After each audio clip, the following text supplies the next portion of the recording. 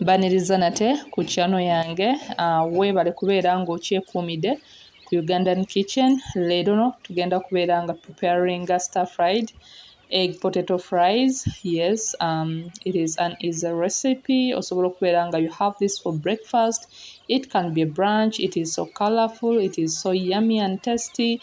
Ate nga nyangu yakula ngo preparing because like the ingredients osobola okubeera nga ozifuna ewantu wonna. So tugenda kubeera nga tutandika n'obummonde tubeere nga tubuslicinga obeera wakawaaseko bulungi nnyo, then obeera nga okasalasalamu nga bwe tutera okubeera nga tukola chips. Yes, obeera nga okasalasalamu pieces making sure nti nno zonna zenkanankana, then oluvannyuma tugenda kubeera nga chips zaffe tuziteeka ebbali. Tugenda kubeera nga tuzooza mu mazzi zisobole okubeera nga tuggyamu starch. Yes, mu kuzooza muno kituyamba okubeera nga agamazzi osobola okugyoza wakati w'emirundi 2 ku 3 paka ng'olaba nti amazzi tegakyali cloud like nga tegakyalimu starch oyo, because starch aleetera obummonde okubeera nga bwekwata. So tewandyagadde kubeera nga bwonna bubeera nga bwekuttekutte oba nga bwonna buba bugonda nnyo buleme kuvaayo nga bulabika bulungi. So sooka n'obeera ng'omwozaako, then oluvannyuma mbeera nga mudryinga on a kitchen towel, oba osobola okubeera ng'okozesa paper towel bw'otyo nga bw'olaba okumakinga sure nti nno amazzi gonna gavuddemu bulungi nnyo. Then oluvannyuma nga tumaze okubeera nga tumudryinga bulungi ng'olabye ddala nti ali dry, muzza mu bowel mwengenda okubeera nga addingira the rest of the ingredients nga bwe tugenda okubeera nga tulaba. So kati wano nakozesezza amagi 2. Osobola okubeera nga okozesa egg yolk emu yokka. Amagi gano gagenda kubeera nga gayamba okubeera nga spices n'ebisigadde byonna tugenda okubeera nga tukozesa bisobola okubeera nga bikwatira ku bummonde kuno, akamonde kaveeyo nga kali flavorful oba chips eveeyo ng'eri flavorful bulungi nnyo. So muno tubeera nga tukozesa ku munnyo, okozesa ku paprika, osobola okukozesa ku turmeric oba garam masala, osobola okubeera nga twakozeseza ku ngano eyaffe eya bulijjo ne ku corn flour oba corn starch.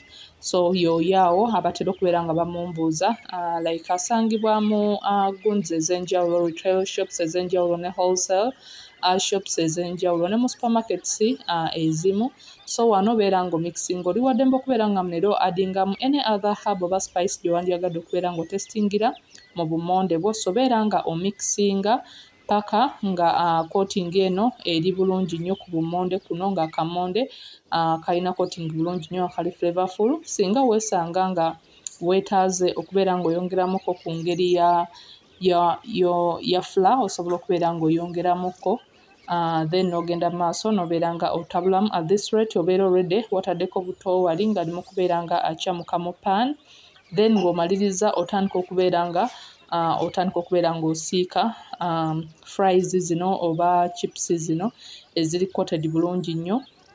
Nakozesezza amagi 2 but gabadde mangimuko. Osobola okubeera ng'okozesa just egg yolk such that ekuyambako okubeera nga coating eno gy'otaddeko ku eri kamonde estikingirako ddala bulungi nnyo. So genda maaso obeere nga otandika okusiika, otabulemu to make sure that you flip on all sides paka nga buli kimu kyonna kivuddeyo bulungi nnyo. Kusaba oba ng'oli mupya ku channel yange beera ng'onyambako okubeera ng'osubscribinga, likinga, sharinga and leave a comment below.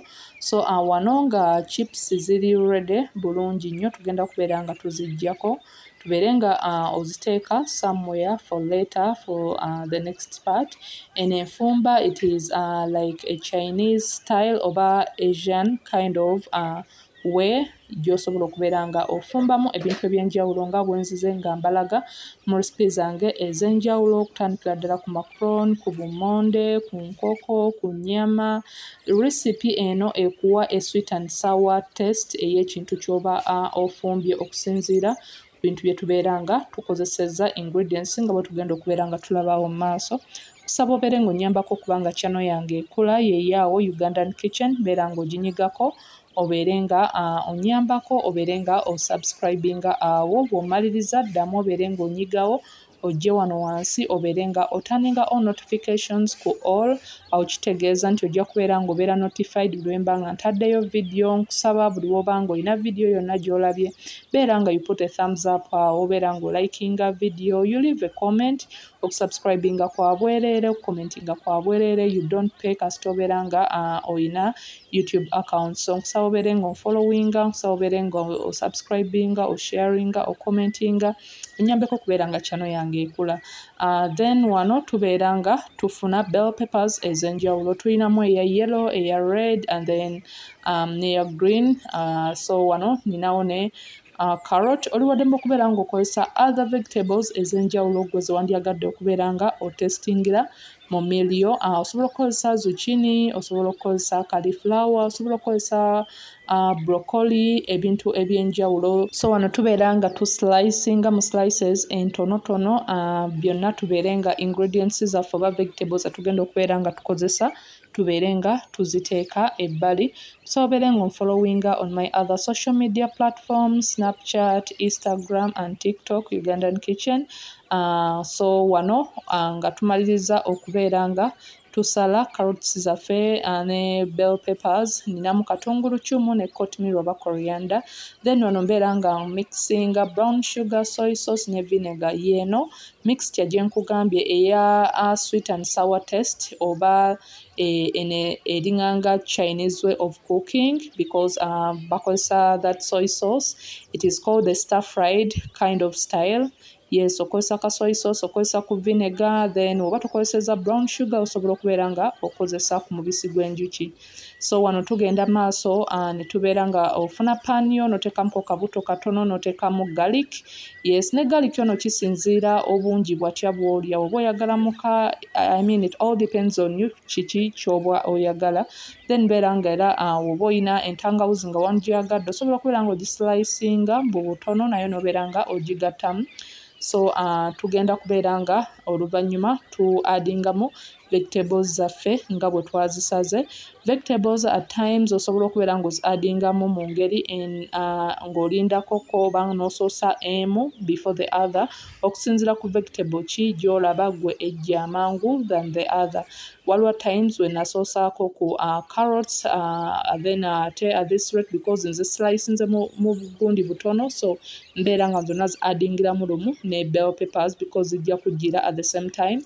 Seasoninga n'omunnyo, ogende maaso obeere ng'okozesa ku tuzzi otutonotono nga bwa otabula paka nga like ofumbye for like 4 to 5 minutes because oyagala zino zibeere steamed bulungi. So amazzi ago g'oyiwamu amatonotono gayamba okubeera nga vegetables zino oba bell peppers zibeera steamed bulungi nnyo before katonaba kubeera ng'oaddingamu chips zo oba any other oba nga spaghetti oba nga gw'okozesezza.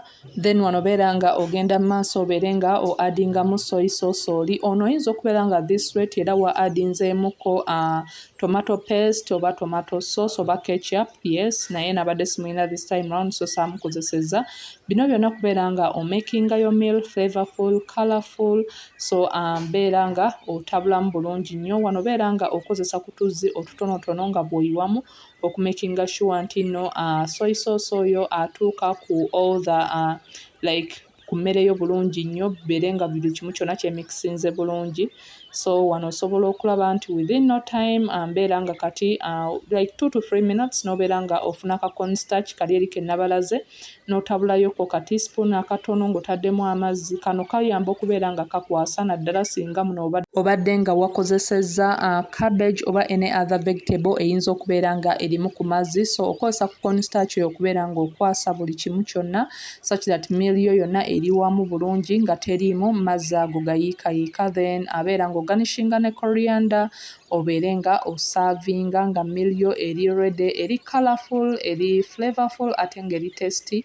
Osobola okugiraba nti omuntu even before ntanaba kubeera nga agirya already ebeera nga erabika bulungi. Osobola okubeera ng'osapingirawo ka cucumber, juice ow'enjawulo, smoothies ez'enjawulo nga bwe nze mbalaga nga mu video zange ez'enjawulo. So yeno engeri nze gye nagisavinzeemu. I hope you like the video. Please oba nga ogyagadde nkusaba obeere nga you put a thumbs up, leave a comment below. Let me know what you think about my recipes in the comment section. Until next time, soobere ng'ocheckinga out my other videos. Zezo zonna nziyina ku channel yange. Tusaba buli wogenda ku Ugandan Kitchen, genda maaso awo obeere nga ogenda ku videos, obeere ng'olaba videos ez'enjawulo ze nninamu. Nina close to 400 videos, so definitely mulimo recipe for you, for each and every one. So obeere ng'osubscribinga, likinga, sharinga, and leave a comment below. Let me know what you think about my recipes in the comment section. Osobola okubeera ng'ontegeezaako ki kye wandyagadde okubeera nga olaba ku channel yange, and I will get time and I post the video for you. Until next time, thanks for watching.